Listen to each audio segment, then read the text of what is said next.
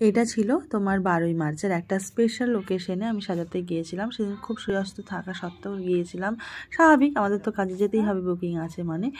আর এটা ছিল খুব ভালো একটা স্পেশাল অনুষ্ঠান। সেটা হচ্ছে ছেলেমেয়েরা মিলে মা বাবার অ্যানিভার্সারি অ্যারেঞ্জ করেছিল, 25তম বিবাহবার্ষিকী ছিল। তো খুব সুন্দর লেগেছিলো। আমারও খুব ইচ্ছে হচ্ছিল যে আমার মাও যদি থাকতো তাহলে আমি অবশ্যই এরকম একটা দিন অ্যারেঞ্জ করতাম মা বাবার জন্য। সেটা যাই হোক হয়নি, কিন্তু আমার শ্বশুর শাশুড়ির জন্য মানে এই মা বাবার জন্য আমি ওই দিনটা অ্যারেঞ্জ করব। আর তোমাদের সাথে বলতে না কোনো রকম এই নেই যে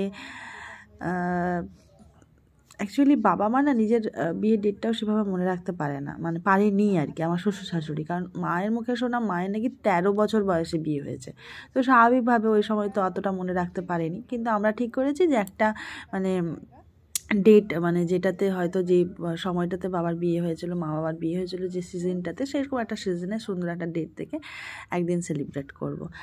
আর এই জিনিসগুলো আমার খুব ভালো লাগে, সুন্দর সুন্দর ছোটো ছোটো মুহূর্তগুলো ধরে রাখার জন্য।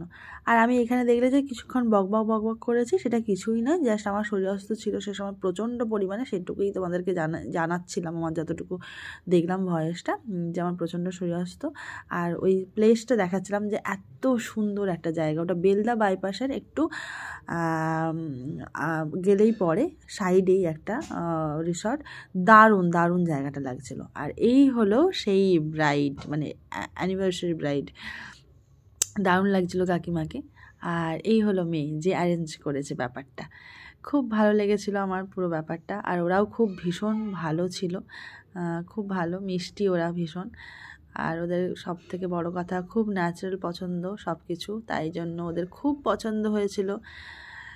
এই যে দেখো ওর ফুল লুক, তোমাদের কেমন লাগলো তোমাদের অবশ্যই কিন্তু কমেন্টে জানাতে হবে, তাহলে আমি আরও এরকম ব্লগগুলো করতে, বা ব্লগ বলো ভিডিও বলো যাই বলো না কেন, এগুলো করতে মানে ভালো লাগবে আমার তোমাদের জন্য। তো অবশ্যই কমেন্টে জানি, আর ভালো লাগলে সাবস্ক্রাইব করে দাও। আর সবাই ভালো থেকো।